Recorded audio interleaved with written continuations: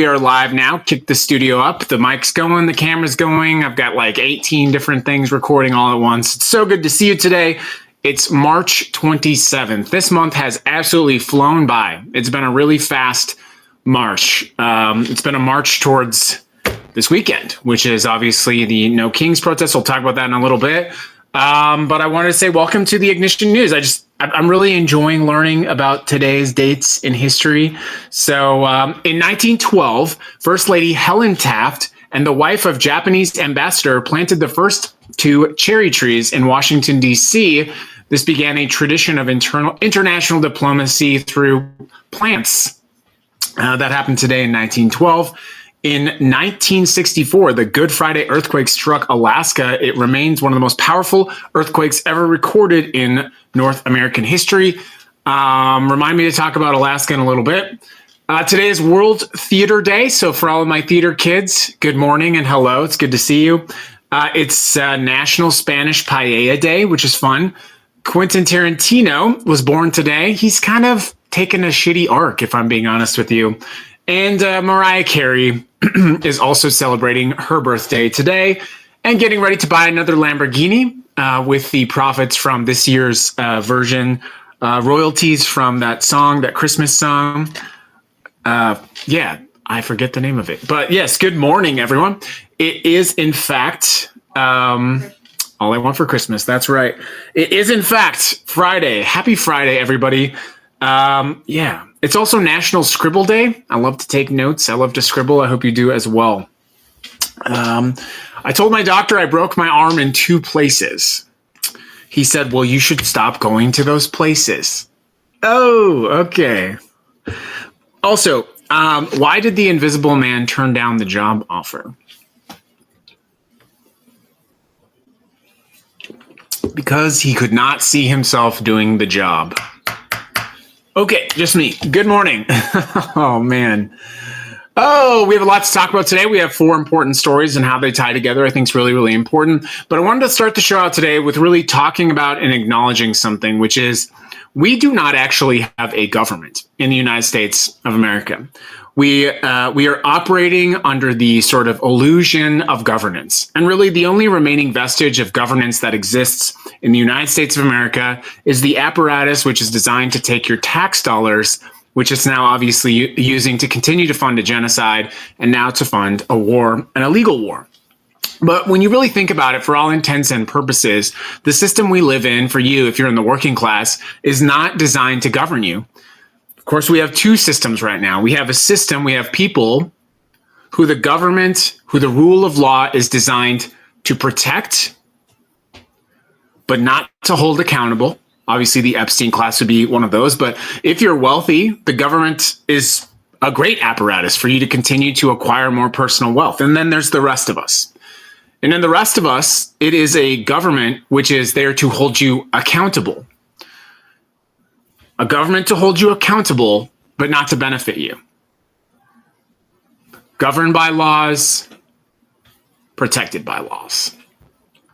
We have 2 flailing systems of government, depending on how rich you are, of course. And I want to give you a couple examples of how we don't have a government. You know, I've talked about this many, many times. But yesterday I was driving on a very busy, significant road in Las Vegas. It's actually a different road than I normally talk about. And I was driving on this road, and this is a major paved road in a major city of 2 million people, Las Vegas, Nevada. It is a well-traveled thoroughfare, and the road is like off-roading. The road is like, it would be easier to go out in the desert and drive my car in the desert than it would be to drive it on this road. This is a road which has 4 to 5 inches of pavement disparity. I'm not joking. I'm going to take a picture next time I go. But this is a major American road. All around us, our infrastructure is crumbling. Our airports are crumbling. Have you ever been to like an airport in Mexico or maybe an airport in Italy or somewhere else, a foreign country that we sometimes call like third world countries? The airport in Cabo San Lucas is very well run. What are the airports like in this country right now? There are several third world countries whose airports are operating faster, better, safer than the airport of the United States of America. I would venture to say, unless you're wealthy. Now, that's, of course, we'll get to that in a second. But if you're an average American citizen right now, going to United States airport, any airport in this country right now, your experience will be considerably worse and considerably less safe than it would be in a third world country, in a major, quote, poor country that is a tourist destination. We have degraded the very fabric of our society. So whether that's trying to use the roads, paved roads, why are we doing this? Of course, that doesn't begin to talk about our crumbling educational infrastructure, the fact that our children are going to schools with mold and dirt and water leaks and sewage problems, deteriorated lunch programs. The enshittification of this country is truly breathtaking. It's really, we're all so busy right now, but I think about like where I live. Where I live, there's this grocery store. It's probably 6-7 blocks away from our house. When we moved here, we've been here about 10 years now. When we moved here, that grocery store was like the nice grocery store. And that part of town was like, it was a nicer part of town. The stores were nicer. The little strip mall area was brand new. Everything was nice. It was clean. And today that store looks like it might as well be in a war zone. Everything's falling apart. It's gross. Everything's dirty. The parking lot is destroyed. The strip mall's destroyed. Half of it's vacant and empty. I see a restaurant come and go every 3 months. The windows are broken. And this happened in 10 years.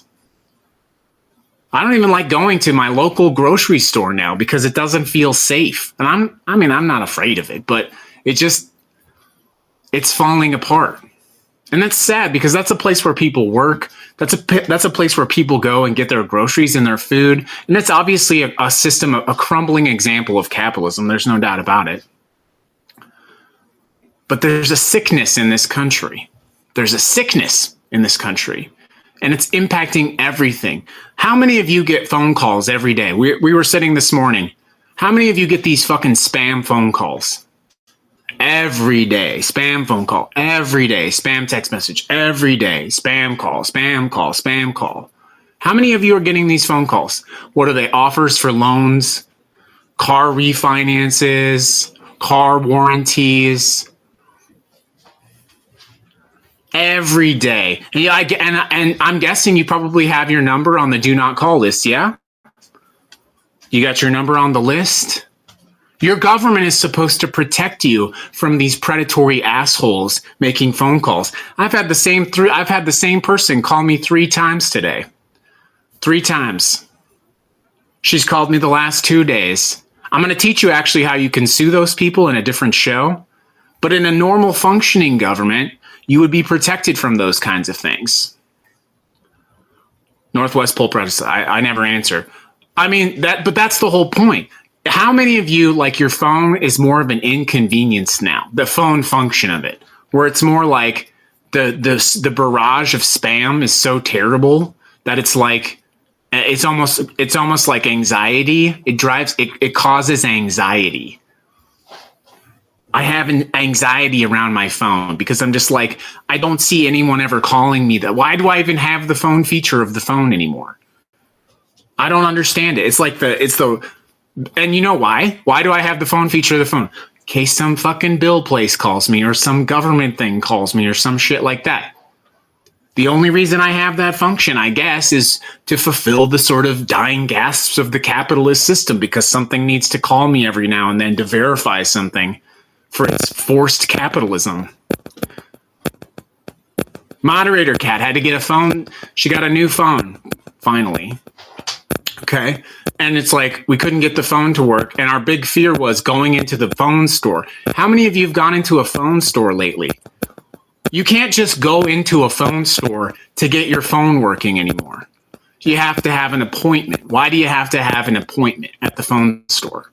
if your phone's not working? Why do you have to have an appointment? Well, because they have to sit you down and they have to look at your bill and they have to recommend some stupid fucking thing that you don't need. And it's all very forced. It's all very extractive. You can't just go to the phone store to buy a case for your phone. They have to go sit you down. Oh, you want a phone case? Do you mind if I recommend you getting a new watch or a new phone? Or maybe you, and it's the most seedy shit too, by the way. They'll be like, well, if you get another phone, even though you don't need a phone, you can get this extra free phone and you can turn it down and that's going to be less money than this. And you're like, are you really recommending that I get 2 phones so that I can get a new phone? And even though theoretically you're telling me this phone is not going to work, I don't need it, that it's less money. That is pure vulture capitalism. It's disgusting. And then we have all orders of magnitude of people being extorted. And in a normal functioning government, you would not have this happening. Look at Uber Eats and DoorDash. Okay? These companies extract these workers who make far less than minimum wage. They destroy their vehicles. They don't provide them with health insurance, health care. They manage them like they're actual employees, but they call them independent contractors. They pay these people like $2 to deliver. And so who has to pick up the tab? We do. If you order DoorDash, you have to pick up the tab, right? You have to sort of extractively tip your DoorDash driver and hope that he brings your food to you and doesn't do something to it, or that it doesn't arrive cold or some nasty shit like this. They've created a system of extortion. And of course, they take the money from the restaurants. They take 35% from the restaurant. You open up a new Thai place in Chicago, you're not even going to hear about it unless you're getting extorted by DoorDash or Yelp or something like that. It's all so predatory. It's all so disgusting. And in a normal functioning government, the government would say, what the fuck are you doing? The CEOs of these companies would be in jail for the abuses they're conducting on the working people. They would be in jail. A functioning system of law would look at them and say, you have extorted hundreds of thousands of people. You've extracted from them. You've taken their life, their energy. You've broken the law, and your little fucking weasel attorneys are not going to get you out of this. You're going to jail. In a normal functioning government. You know how I know that? Because this is how it works elsewhere. This is how it works in countries that are not strangle-held by capitalism. The European Union, Ireland, the Netherlands. All that is to say, on top of the fact that we don't have a government that protects us, we are illegally in a war in Iran right now, without any sign that this is going to slow down or it's going to stop. And in case, lest you be mistaken, we are absolutely going to be putting men and women's boots on the ground in Iran. There is no way that that's not going to happen. Why would we? How many of you know someone that's been deployed? How many of you have heard of a friend or relative? We've got here's the deployments I know about: 3,500 Marines. There's another deployment I saw, 4,000 people. Another deployment, 2,800 people.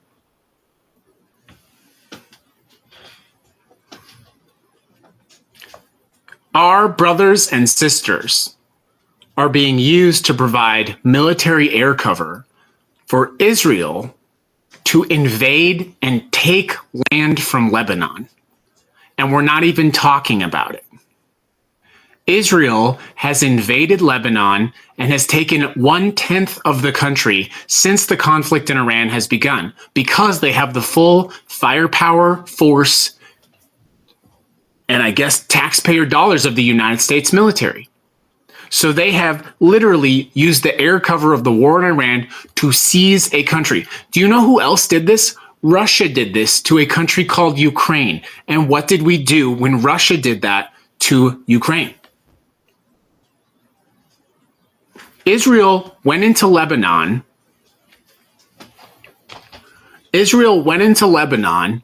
And bulldozed houses. They blew up 8 bridges over a major river in Lebanon to seal off the territory that they have already taken. See, most of you people don't even know this. Some people I see in the comments are not aware of this. They went and bulldozed houses where people live. They are never going to give that territory back.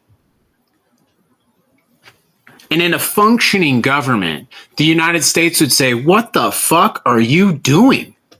You cannot invade another country and take 1/10 of their land and bulldoze houses of families, farms, homes, razed to the ground. And in a functioning government, we would say, whoa, you are cut off. You're cut off.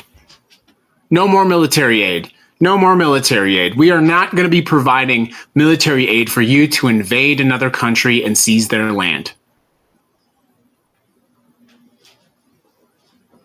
What did we do with Ukraine? $50 billion to come to their defense? What have we done for Lebanon? Nothing. Death, destruction, extortion, and capitulation. Let's get to the top stories. Good morning and welcome to the Ignition News. That was my extended rant. First story today, I saw someone actually cover this as well. In our first story today, I want to talk to you again about a functioning government. You may, of course, have seen this, and I saw this in the chats. Before I get in the story, I do want to ask you to please follow us on your favorite podcast platforms. Spotify, Apple Podcasts would be preferable. It helps us to grow the show. Today is our last live show. We did not go live on Saturday and Sunday, so we will be back live on Monday. So catch up for the Saturday, Sunday episodes on your favorite podcast platform. I will be disconnecting YouTube from the podcast because it's just a lot more chaotic than it's worth. But let's get into the top story. You probably have seen that Kash Patel, the head of the FBI, had his email hacked purportedly by Iran. Cyber criminals have apparently got into the email of the FBI director, and the FBI has said no comment. Of course, this breach was first reported by Reuters, and what they did is they posted private pictures of Kash Patel and his resume and his personal email address. In a functioning government, you would think that the personal email of the director of the FBI would be protected, would be a little bit harder to get into. In an online post, the Handala Group appeared to announce its successful attack into Kash Patel's email, and in a post it said, we decided to respond to this ridiculous show in a way that will be remembered forever. Kash Patel, the current head of the FBI, who once saw his name displayed with pride at the agency's headquarters, will now find his name among the list of successfully hacked victims. The so-called, quote, impenetrable systems of the FBI were brought to their knees within hours by our team. Now, to be very clear, it does not appear that any systems at the FBI have been compromised. But because we do not have a functioning government, we actually don't know. And how likely is it, by the way, that we would be aware of the fact that those systems were compromised? Little subtweet here for you. If you ever want to find out how capable some of these things are, there's a book that I'll recommend later, but I'm not sure if you're aware of this, but during the whole Russiagate thing, the prior to leading up to the election in 2016, the White House basically had to replace a massive amount of their own computer infrastructure because it had been infected. It's a really good read. We'll actually cover that later, but yeah, I just got a little bit of a subtweet there. Our next story. Defense Secretary Pete Hegseth has blocked the promotion of 4 Army officers to become one-star generals. And the reason many people are saying is because of race and gender. He has blocked 2 black and 2 female officers from becoming one-star generals. Now, the reason this is significant is that traditionally, these are merit-based, time-based promotions that happen based on time, contribution, performance evaluations, and they tend to happen in sort of systems of function in the military. I mean, the military operates this way. So for Hegseth to take this unprecedented step to step in, I think a lot of people are asking the question, did he do this so that one of his white dude friends can become a one-star general? Is he doing this on his continued attack on DEI? And instead of placing the best, most qualified people who have been doing this and serving our country for literal decades into roles which they deserve, then another TV show frat boy gets to have that slot? Of course, I'm being a little bit pessimistic there.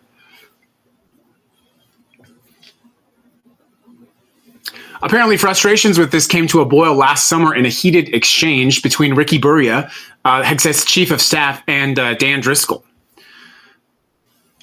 Dan Driscoll apparently refused similar actions before.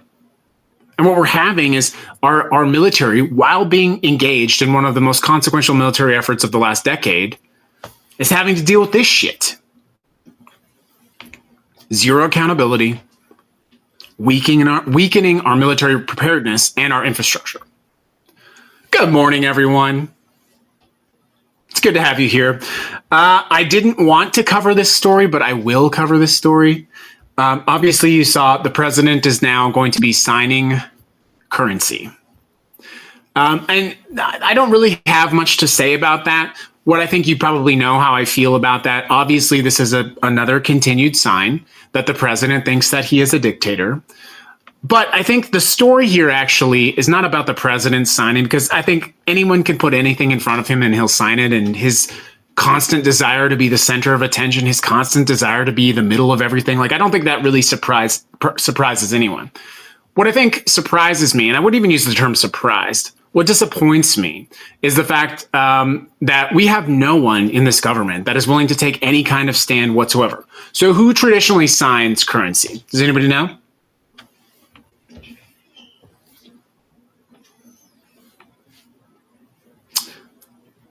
Anyone?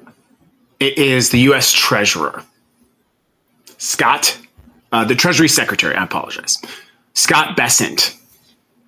And so once again, in response to this move, Scott Bessent says this: there is no more powerful way to recognize the historical achievements of our great country and President Donald J. Trump than U.S. dollar bills bearing his name, and it is only appropriate that historic currency be issued at the semi-quincentennial. The translation for that is, yes, daddy, in case you missed it.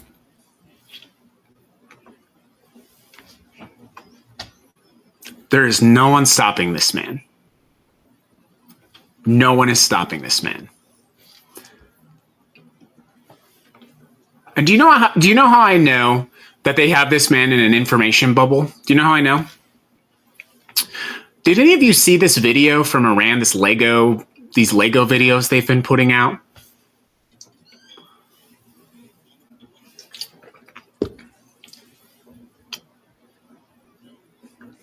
These Lego videos from Iran, have you seen these?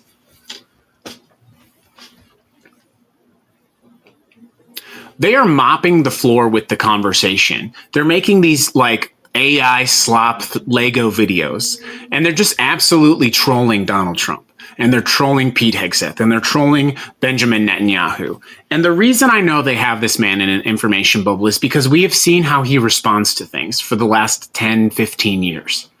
They're absolutely trolling him. And everyone watches these videos and they're like, oh my God, that is an epic troll, right? Like they have his hand, they made a video on the hand. His hand is like rotting in the video. If he was seeing that, he would be fucking like ranting. We would not hear the end of it. There's no way that he is seeing that stuff. There's just no way. If he saw what they were putting out, how they were trolling him,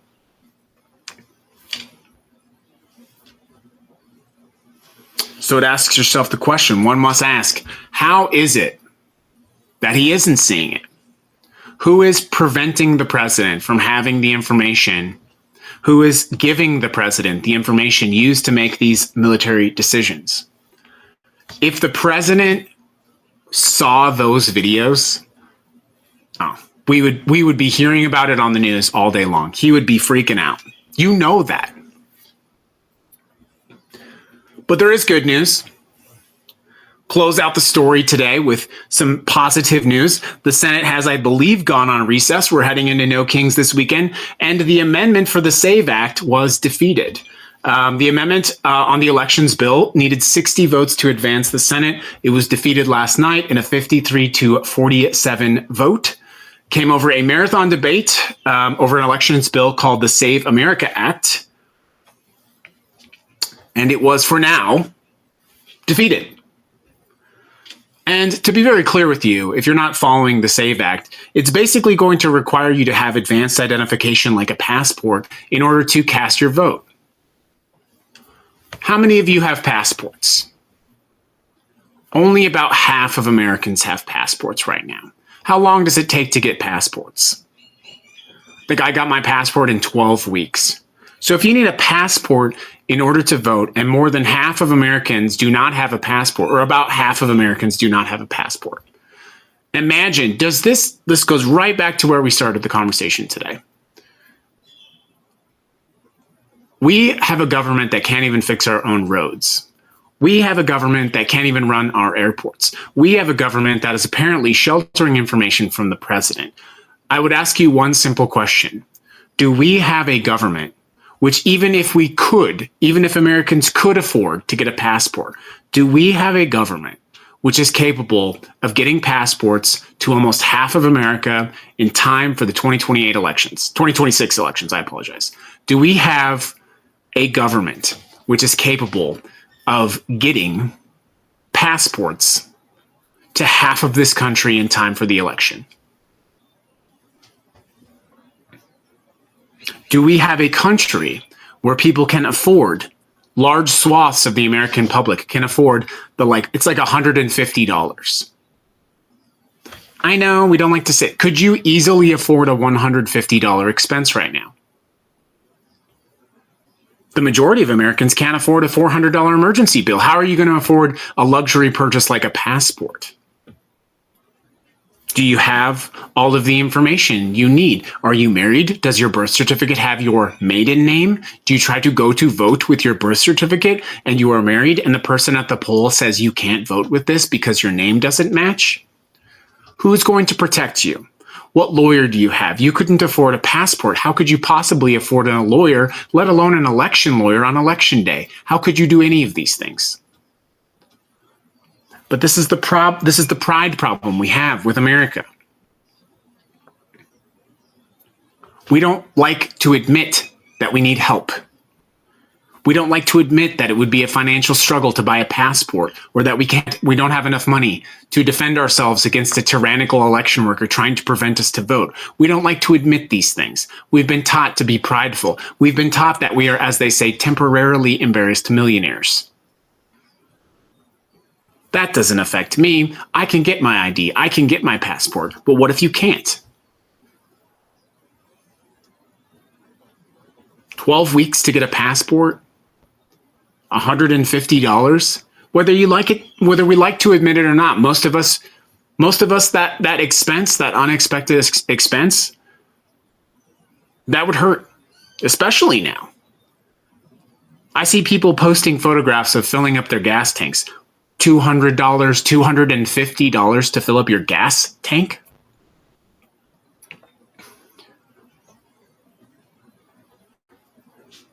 But the good news is, for now, the SAVE Act has not passed. Now, to be very clear, I think it's reasonable to have some level of identification or protection required in order to vote. But these are conversations we need to have that are inclusive, not exclusive. Conversations that bring people to the polls, not conversations that turn them away. So yeah, I told you we'd close out with some good news. So there you go. There you have it. I also want to close out with acknowledging that this weekend is going to be the largest protest in the history of America. That's certainly an accomplishment. And I want to recognize that a lot of us, a lot of you, a lot of us, a lot of our community is going to be participating, and that some people are not able to participate. Maybe you have to work, or maybe you're not able to drive down there. Maybe you're disabled, something like that. And I would close out with something I discussed a little bit yesterday, but I want to just layer into it a little bit more. Whether you participate in No Kings, or whether you build local community, whether you volunteer at a food bank, or whether you are a leader at your library or a leader at your church, or maybe you're running for office, or maybe you are going around and submitting click fix tickets to fix potholes, we have to understand that every act of resistance is meaningful. I see a lot of people shitting on the No Kings protests right now. I understand the frustration. I get it.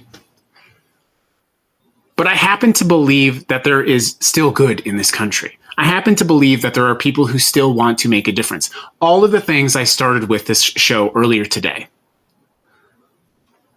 And I would close it out by talking about Mamdani and what's happening in New York, what I would call, I think, the Mamdani effect, and how I would challenge you all to be part of that. One of the things that he's doing really, really well is constituent services. You have forgotten that your government's job is to take care of you. Most of us have forgotten that because our government's not taking care of us. But you see people tweeting at the mayor and saying, hey, can you please fix potholes? And then a week later, they fix something like 8,000 potholes. I saw like 60,000 potholes. They paid people to shovel the sidewalks. They're finding little budgetary savings all over. And people in the city of New York are starting to understand that they can ask and demand something of their government, and that their government will use their tax dollars to benefit them. And people are really starting to like it. And I think what's going to happen is, I know it's dark. I know it's gloomy. I know it feels really, really, really gloomy sometimes. But I think what's going to happen is people are going to see that kind of thing happening. They're going to see people getting paid to shovel snow, to clear the sidewalks. They're going to see potholes getting filled. They're going to see their government doing good work for them. And they're going to start demanding that. They're going to say, it's actually not impossible. These things that you said are not possible. It's actually not impossible for us to get healthcare if we can afford to bomb a whole country, $200 billion for war. I think we can find money for education. I think people are going to start seeing this, but they can't just see it from Mamdani. They have to start seeing it from you. And it's okay if you don't want to go to the No Kings protest, but you have to choose to do something. You have to choose to better your community somehow. You have to prove that it is possible. Because just like people will see what is happening with Mamdani, they will see what is happening with you. They will become believers, maybe not in your mayor, but maybe they will become a believer in you. If you choose to model responsible citizenship, maybe they will believe and model that as well.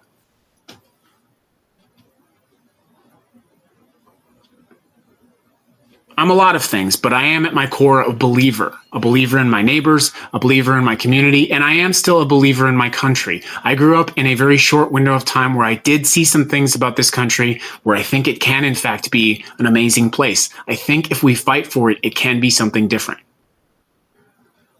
And my only ask of you is, if you have some kind of criticism for the No Kings protest and you don't want to participate, I would ask you the simple question.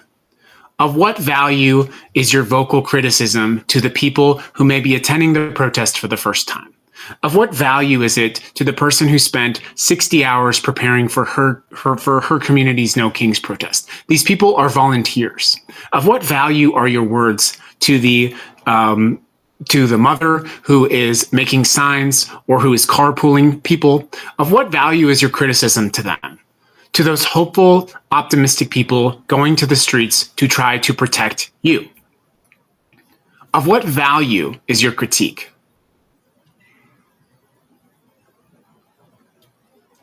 These people, whether they are doing it the way that you want, are going to the streets because they believe in this country and they are trying to make it better. They may not succeed. In fact, as I said yesterday, it's unlikely that we will get any major thing happening from No Kings on Saturday. There's not going to be a thing that happens from a policy perspective. But as I started the show with, that is not because of you. That is because we live in a government that is not governing us.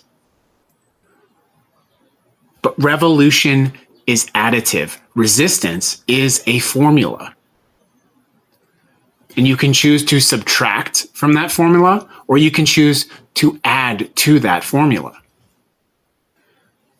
I wouldn't be doing this if I didn't believe we could be successful. I would have left this country if I didn't think that we could win. I still don't know if we will be successful, but I'm willing to try, knowing even that we may fail. Greatness as a country, as a community, as a neighborhood requires us all to sacrifice, to get our hands dirty, and to care about the people around us. So if you have criticism for the people that worked very hard to organize No Kings, or the criticism of the organization, take that criticism, swallow it down, and find something productive to do with it instead. These are good people showing up on the street to do good things. If you go, be safe, have fun, take pictures, but most importantly, make connections. Resistance is a formula. Be additive, not subtractive. That's the show, everybody. It was a very long show today. You start out with a 15-minute rant. It's going to be like that. Thank you for tuning in, everyone. I hope you have a wonderful and safe weekend. We'll see you back live on Monday, but be sure to get the pre-recorded shows downloaded on Spotify Saturday and Sunday. This has been the Ignition News. What do we got here? Thank you. Together makes a village. Yes, thank you for refocusing what a resistance is. There we go. No, it's my pleasure. Yeah, my pleasure.